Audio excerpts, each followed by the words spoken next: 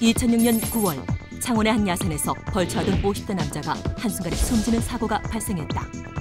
갑자기 날아든 벌떼의 공격에 몸 이곳저곳을 뜯기고 급기야 목숨까지 잃게 된 안타까운 사고였다. 이외에도 추석이 다가오는 9월에는 벌초하러 산에 갔다가 뱀에게 물리거나 예초기 사고로 눈을 찔리고 발을 베이는 등 크고 작은 사고가 줄을 잇고 있다. 이에 따라 야외 활동 시 보호장구를 착용하는 등 안전사고에 대한 각별한 주의가 필요하다.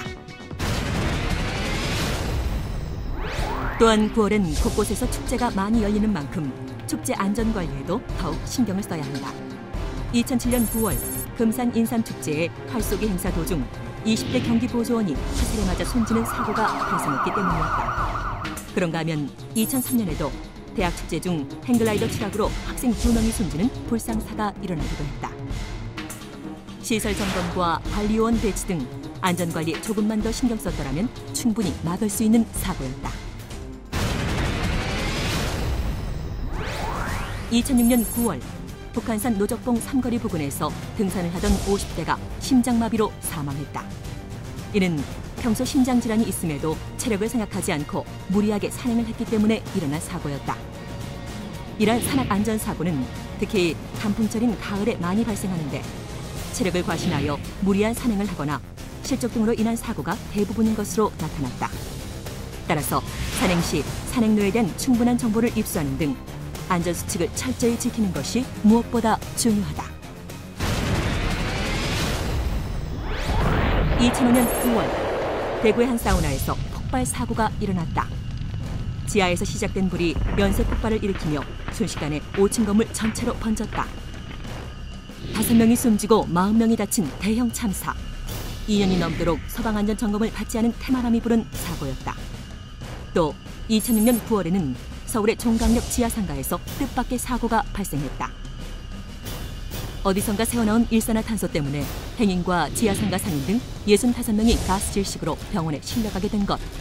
원인은 관리실 냉난방계 관리 서울로 밝혀졌다.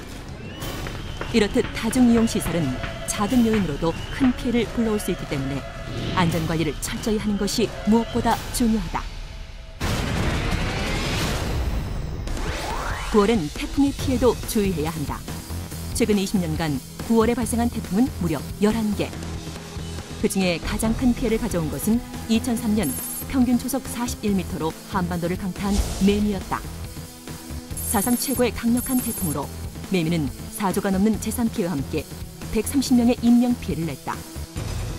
2007년에 찾아온 태풍 나리는 전남과 제주 지역에 큰 상처를 남겼다. 특히 시간당 100mm의 폭우가 내린 제주도는 하천이 범람하고 계곡이 산사태로 무너져 내리는 등 그 피해가 컸다. 사전에 위험 지역을 점검하는 등의 노력으로 태풍 피해가 더 이상 발생하지 않도록 주의해야 할 때다.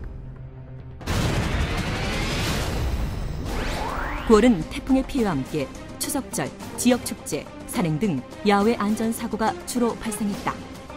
따라서 추석절 대비 종합안전대책과 지역축제 현장 점검, 산악사고 안전대책 및 태풍 등 풍수의 대책에 철저한 대비가 필요하다.